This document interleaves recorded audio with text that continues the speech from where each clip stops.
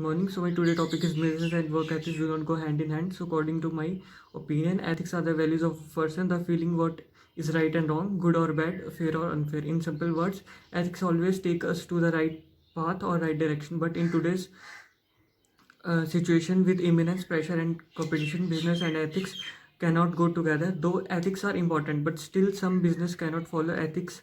For example, a company making leather shoes or leather belts has to kill animals, which is wrong. But if they have to follow the ethics, the killing of animals would not give them any profit.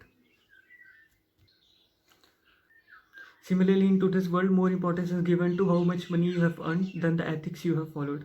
A couple of times, because we follow ethics, it hinders us from succeeding because it's waste time. Companies who claim to be ethical only have ethics in their words, not in their actions.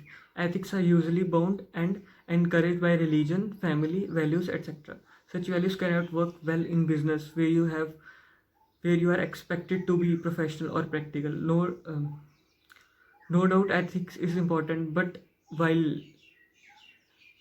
running your business companies, it becomes quite impossible for the business to make profit and to look at the ethical side of the work at the same time. Hence, business and ethics do not go hand in hand.